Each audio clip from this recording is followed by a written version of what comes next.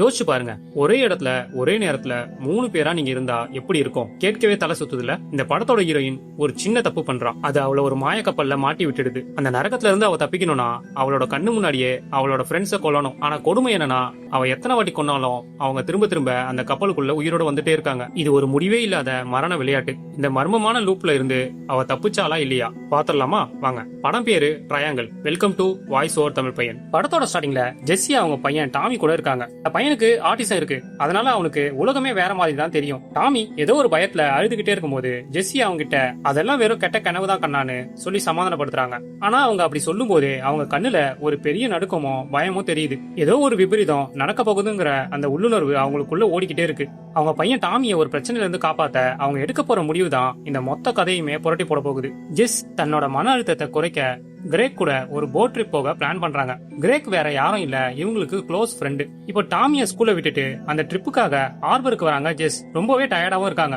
ஏன்னா அந்த பையனை கவனிச்சுக்கிறது ரொம்ப சாதாரண விஷயம் இல்ல. ஒரு சிங்கிள் மதரா அவங்க படுற கஷ்டம் அவங்க முகத்திலேயே நமக்கு நல்லா தெரியுது. அதனாலதான் தனக்காக ஒரு சின்ன பிரேக் வேணும்னு ஆசைப்பட்டு இந்த ட்ரிப்புக்கு வராங்க. ஆனா இப்போ இவங்க எடுக்க போற பிரேக் அவங்க வாழ்க்கையே மாத்த போற ஒரு போராட்டமா மாற போகுதுன்னு அவங்க துளி கூட எதிர்பார்க்கல. இந்த ட்ரிப்ல போட்ல கிரேக் கூட வரப்போகுது விக்டர், சாலி, டவுனி அப்புறம் ஏத்தர்னு ஒரு குரூப்பே இருக்கு. ஜெஸ் அங்க வந்ததும் எல்லாரும் ஜாலியா பேச ஆரம்பிக்கிறாங்க. ஆனா ஜெஸ் மட்டும் ஏதோ யோசனையிலேயே இருக்காங்க. அவங்க மனசு அங்க இல்ல. அவங்களுக்கு தன்னோட பையனை அங்க தனியா விட்டுட்டு வந்தது குற்ற உணர்ச்சியா இருக்கலாம்னு மத்தவங்க நினைக்கிறாங்க. ஒரு பக்கம் ஃப்ரெண்ட்ஸோட ஜாலியா இருக்கலாம்னு ஆசை இருந்தாலும் இன்னொரு பக்கம் ஒரு அம்மாவா அவங்க மனசு டாமியை நினைச்சு தவிக்குது. இந்த ஒரு டென்ஷன் தான் அவங்க அந்த குரூப்ல இருந்து கொஞ்சம் தனியாவே இருக்காங்க. அந்த போட்ல தூங்கும் போது ஜெஸ் ஒரு கனவு காண்றாங்க. அதுல நண்டுகள் கடற்கரையில ஊர்ந்து போகுது. அவங்க முழிச்சு பார்த்ததும் அவங்களுக்கு ஒரு பெரிய தேஜாவோ மூமெண்ட் வருது. அதாவது இந்த விஷயம் ஏற்கனவே நடந்தது போல ஒரு ஃபீலிங். ஆனா அது என்னன்னு அவங்களால கரெக்டா கண்டுபிடிக்க முடியல. ஒரு சின்ன நடுக்கம் மட்டும் அவங்க உடம்புல இருக்கு. அந்த கனவு கொடுத்த பயத்துல இருந்து வெளியில வரவும் தான் மனசுக்குள்ள இருக்கிற மர்மமான குழப்பத்துக்கு விடை தேடவும் அவங்க சுத்தி முத்தி பாக்குறாங்க. ஆனா அவங்களுக்கே தெரியாம அவங்க மூளை நடக்க போற ஏதோ ஒரு பெரிய ஆபத்தை அவங்களுக்கு முன்னாடியே எச்சரிக்குதுங்கிறது தான் இங்க நிஜம். திடீர்னு அடிக்கிற காத்து நிக்குது. கடல் அப்படியே அமானுஷ்யமா அமைதியா மாறுது. இது ஒரு பெரிய ஆபத்துக்கான அறிகுறின்னு கிரேக்கு புரியுது. ரேடியோல சிக்னல் கிடைக்காம கிரேக் பேச ட்ரை பண்ணும்போது திடீர்னு ஒரு பொண்ணு பயத்துல அலற சத்தம் கேக்குது.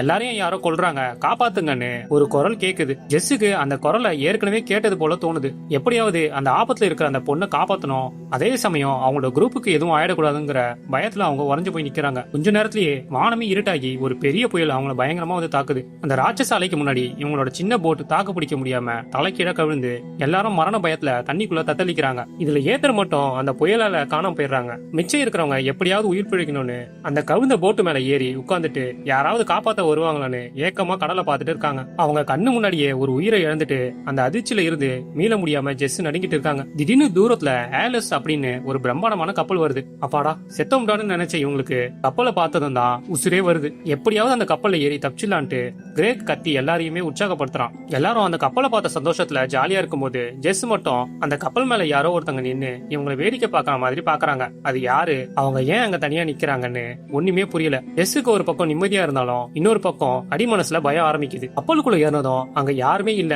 சுத்தமா ஆள் நடமாட்டமே இல்ல. 1930 ஓடின பழைய கப்பல் மாதிரி அது தெரியுது. ஜெஸ்ஸுக்கு மறுபடியும் அந்த பழைய ஞாபகம் வருது. இந்த இடத்துக்கு ஏற்கனவே வந்தது போல ஒரு உணர்வு. அவங்க பயத்துல கிரேக்கோட கைய டைட்டா பிடிச்சுக்கிறாங்க. இங்க ஏதோ தப்பா இருக்குன்னு அவங்களுக்கு மட்டும் புரியுது. கப்பல்ல ஜெஸ் அவங்களோட வீட்டு சாவியை பாக்குறாங்க. அது எப்படி இங்க வந்ததுன்னு அவங்களுக்கு புரியல. கிரேக் இது யாரோ ஒரு பேசஞ்சரோட சாவியா இருக்கலாம்னு சாதாரணமா சொல்றாரு. ஆனா ஜெஸ்ஸுக்கு தெரியும் இது அவங்களோட சாவிதான்னு. இருங்க நான் ப்ரூஃப் பண்றேன்னு சொல்லிட்டு சாவியில இருக்கிற அவங்க பையனோட போட்டோவையும் அவங்க கழுத்துல இருக்கிற டாலர்ல அவங்க பையனோட போட்டோ இருக்கு அதையும் காமிச்சு இது என்னோட சாவிதான்னு ப்ரூஃப் பண்றாங்க. இங்க ஏதோ ஒரு விசித்திரமான விளையாட்டு நடக்குதுன்னு அவங்களுக்குள்ள ஒரு சந்தேகம் வருது. இப்போ அங்க பேசிட்டு இருக்கும் போதே சடனா ஒரு ரூம்ல இருந்து சவுண்ட் வருது. உடனே கிரேக்கும் ஜேஸும் அந்த ரூம்குள்ள போய் பாக்குறாங்க. அங்க இருக்கிற பாத்ரூம் கண்ணாடியில கோ டு தியேட்டர் அப்படின்னு ரத்தத்துல எழுதி இருக்கு. இத பார்த்ததும் ஜெஸ் பதற ஆரம்பிக்கிறாங்க. யாரோ நம்மள வச்சு கேம் ஆடுறாங்கன்ட்டு நினைச்சு கிரேக் கோவப்படுறாரு. விக்டர் மட்டும் அந்த இடத்த நான் செக் பண்ணி பாக்குறேன்னு தனியா கிளம்பி போறாரு. கொஞ்ச நேரம் கழிச்சு விக்டர் தலையில பலமா அடிபட்டு ரத்தத்தோட வராரு. வந்து அவரு நேரா ஜெஸ்ஸ கொலை பண்ண ட்ரை பண்றாரு. ஜெஸ் பயத்துல அவரை தள்ளி விட்டு தப்பிக்க பாக்குறாங்க. விக்டர் ஏன் திடீர்னு இப்படி இப்படி பண்றாருன்னு யாருக்கும் தெரியல. அவங்களோட உயிரை காப்பாத்திக்க ஜெஸ் அங்க இருந்து வேகமா ஓடுறாங்க. நேரா தியேட்டருக்கு ஓடி வராங்க. அங்க கிரேக் துப்பாக்கியால சுட்டு இறந்து கிடக்குறாரு. சாலியும் டவுனியும் கிரேக்க பார்த்து அழுதுட்டு இருக்காங்க. அவங்க ஜெஸ் தான் கிரேக்க கொண்டுட்டான்னு தப்பா நினைக்கிறாங்க. அப்ப மேல இருந்து ஒரு முகமூடி போட்ட ஆளு இவங்களை நோக்கி துப்பாக்கியை வச்சு சொல்றான். அந்த துப்பாக்கி சூட்ல சாலியும் டவுனியும் அங்கேயே இறந்துடுறாங்க. ஜெஸ் மட்டும் தப்பிச்சு ஓடி ஒரு கோடாரியை எடுக்கிறாங்க. அந்த கொலையாளிக்கும் ஜெஸ்ஸுக்கும் ஒரு பயங்கர சண்டை நடக்குது. கடைசியில ஜெஸ் அந்த கொலையாளிய கப்பலுக்கு வெளியே தள்ளி விடுறாங்க. விழும்போது அந்த ஆள் சொல்றது எல்லாரையும் கொல்லு, அதுதான் நீ வீட்டுக்கு போக ஒரே வழின்னு சொல்றாரு. அந்த முகமூடி போட்ட கொலைகாரன் கடல்ல விழுந்ததுக்கு அப்புறம் மறுபடியும் அதே புயல் வந்த மாதிரி இருக்கு. ஜெஸ் தூரத்துல கடலை பாக்குறாங்க. அங்க இவங்களோட பழைய படகு தலைக்கீழ கவுந்து கிடக்குது. அது மேல இவங்களோட அதே ஃப்ரெண்ட்ஸ் குரூப்பா இருக்காங்க. கூடவும் ஜெஸ்ஸும் இருக்காங்க. இப்பதான் ஜெஸ்ஸுக்கு புரியுது இது ஒரு முடிவே இல்லாத லூப்ல மாட்டிட்டு இருக்கோன்னு. ஜெஸ் இப்போ அதே இடத்துல நின்னுகிட்டு புதுசா உள்ள வர அவங்க ஃப்ரெண்ட்ஸை பார்த்து ஷாக் ஆகுறாங்க. ஆனா ஜெஸ் இப்போ புதுசா வந்த குரூப்பை எப்படியாவது காப்பாத்தணும்னு நினைக்கிறாங்க. பழைய ஜெஸ்ஸால எல்லாரும் செத்துட்டாங்கன்னு நினைச்சு அவங்கள வார்ன் பண்ண ட்ரை பண்றாங்க. ஆனா இவங்க பண்ற ஒவ்வொரு விஷயமும் அந்த லூப்பை கரெக்டா அதே இடத்துக்கு கொண்டு போய் நிறுத்துது. காலத்தை மாத்துறது அவ்வளவு ஈஸி இல்லல. புதுசா வந்த விக்டரை காப்பாத்த ஜெஸ் ட்ரை பண்ணும்போது எதிர்பாராத விதமா ஒரு செவுத்துல இருக்கிற ஊக்குல அவனோட தலை இடிக்குது. இதுதான் பழைய லூப்ல விக்டருக்கு நடந்த அதே காயம். ஜெஸ் என்னதான் காப்பாத்த நினைச்சாலும் அவங்க தான் எல்லா பிரச்சனைக்குமே காரணமா மாறுறாங்க. அப்போதான் கப்பலோட தரையில ஜெஸ்ஸி நிறைய நோட்டீஸ பாக்குறாங்க. எல்லாமே அவங்க கையெழுத்துல தான் இருக்கு. எல்லாரையுமே கொன்று அப்படின்னு அதுல எழுதி இருக்கு. இந்த லூப்ல இருந்து தப்பிக்க அவங்களுக்கு வேற வழி தெரியல. ஒவ்வொரு முறையும் அவங்க இதே தான் பண்ணிட்டு இருக்காங்கன்னு புரியும் போது அவங்களுக்கு பைத்தியமே பிடிக்குது. ஜெஸ் ஒரு இடத்துல ஒரு லாக்கெட்டை பாக்குறாங்க. அதுக்குள்ள அவங்க பையனோட போட்டோ இருக்கு. அதுக்குள்ள பார்த்தா நூத்துக்கணக்கான அதே மாதிரியான லாக்கெட்டுகள் குவிஞ்சு கிடக்குது. அப்படின்னா இந்த லூப்ல பல நூறு தடவை இதே மாதிரி தான் நடந்துட்டு இருக்குன்னு அர்த்தம். இப்போ அவங்க முகமே அப்படியே மாறுது. இப்போ கப்பல்ல ஒரே நேரத்துல 3 ஜெஸ்ஸி இருக்காங்க. ஒருத்தி பயந்து ஓடுறவ, ஒருத்தி காப்பாத்த நினைக்கிறவ, இன்னொருத்தி எல்லாரையும் கொல்ற கொலைகாரியா மாறிட்டவ. இந்த 3 பேரோட மோதல் தான் இந்த படத்தோட உச்சகட்ட த்ரில்லரு. இப்ப யார கொல்ல போறாங்க? எல்லாரையும் சாவடிக்கிற ஜெஸ் வேற வழி இல்லாம டவுனியையும் கொண்டுட்டு சாலியும் கத்தியால குத்திடுறாங்க. அப்போ சாலி பயத்துல அங்க இருந்து தப்பிச்சு ஓடி ரேடியோல மைக்ல எல்லாரையும் ஒரு பொண்ணு இங்க கொண்டுட்டு இருக்கா, காப்பாத்துங்கன்னு அலறாங்க. இவங்க ஆரம்பத்துல போட்ல வரும்போது கேட்ட வாய்ஸ் மெசேஜ் அது சாலியோடதுதான். முன்னாடியே இவங்களை காப்பாத்த நினைக்கிற ஜெஸ் வரா. சாலிக்கு தெரியாது இல்லையா யார் கெட்டவங்க யார் நல்லவங்கன்னு. சாலி பயத்திலேயே இப்ப கப்பலோட அப்பர் டெக்குக்கு போறாங்க. அங்க பார்த்தா நிறைய டெட் பாடிஸ் இருக்கு. அது எல்லாமே இதுக்கு முன்னாடி இங்க வந்த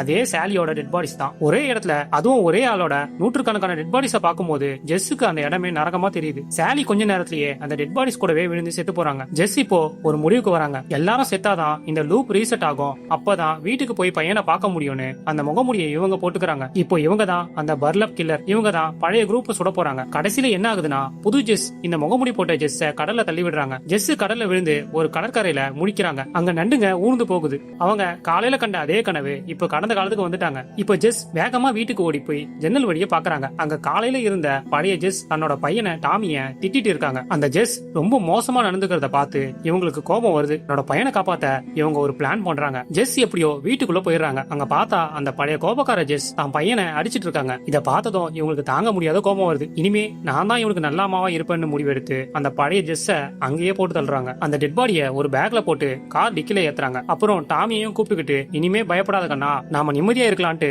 அங்க இருந்து கிளம்புறாங்க. கார்ல போயிட்டு இருக்கும் போது திடீர்னு ஒரு கடற்பறவை கார் கண்ணாடி மேல வந்து மோதுது. அங்கேயே அந்த பறவை செத்துருது. அதை எடுத்து தூரம் போடலான்னு ஜெஸ்ஸி இறங்கி போறாங்க. ஆனா அங்க போனாதான் அவங்களுக்கு ஒரு பெரிய ட்விஸ்ட் அங்க காத்துட்டு இருக்கு. அங்க ஏற்கனவே குவியலா அதே மாதிரி செத்த பறவைங்க கிடக்குது. அப்படின்னா என்ன அர்த்தம் யோசிச்சு பாருங்க. கப்பல்ல எப்படி பிணங்கள் கிடந்துச்சோ அதே மாதிரி தான் இந்த கார் பயணமும் ஏற்கனவே பல நூறு முறை நடந்துருச்சுன்னு அர்த்தம். என்னடா இது இங்கேயும் லூப்பான்னு ஜெஸ்ஸுக்கு இப்போ ஒரு பயங்கர பயம் வருது. ஜெஸ் பதட்டத்துல எப்படியாவது இங்க இருந்து தப்பிச்சலான்னு காரை சம வேகமா ஓட்டுறாங்க. ஆனா விதியை அவங்கள விடல. பின்னாடி அவங்க பையன் பயத்துல அழுதுட்டு இருக்கான். அவனை சமாதானப்படுத்த திரும்பும் போது அப்பன்னு பார்த்து இவங்களோட கார் ஒரு லாரி மேல பயங்கரமா மோதுது. இந்த கொடூரமான விபத்துல டாமி அங்கேயே பரிதாபமா இறந்துடுறான். டிக்கில வச்சிருந்த ஜெஸ்ஸோட பாடி இப்ப வெளியே வந்து விழுந்து கிடக்குது. பாக்குறவங்களுக்கு எல்லாருக்குமே இந்த காரை ஜெஸ் தான் ஓட்டிட்டு வந்தாங்க, இவங்க 2 பேருமே இறந்துட்டாங்கன்னு நினைப்பாங்க. ஆனா உண்மையிலே கார் ஓட்டிட்டு வந்த ஜெஸ் வெளியே நிக்கிறான். அவங்க கண்ணு முன்னாடியே அவங்க உயிரா நினைச்ச பையன் ரத்த வெள்ளத்துல இறந்து கிடக்குறான். அதை பார்த்ததும் ஜெஸ்ஸுக்கு என்ன பண்றதுனே தெரியல. அவன் மேல இருந்த பாசத்தால காப்பாத்த நினைச்சது கடைசியில அவனோட சாவுக்கே காரணம் ஆயிடுச்சுன்னு நினைக்கிறாங்க. அப்போ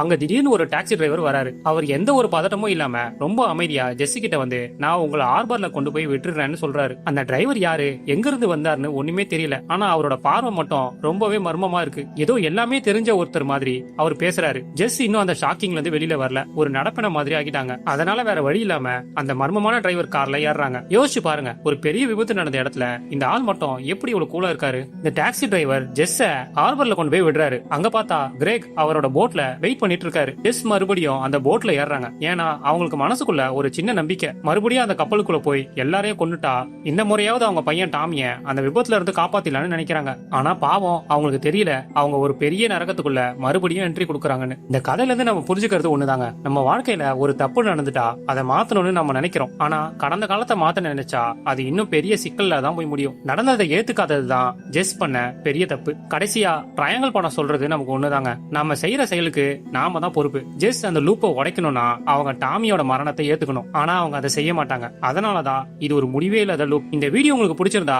மறக்காம சப்ஸ்கிரைப் பண்ணிட்டு லைக் பண்ணுங்க. அடுத்த வீடியோல இன்னொரு சூப்பரான மூவியோட உங்களை வந்து சந்திக்கிறேன். அது வரைக்கும் பை.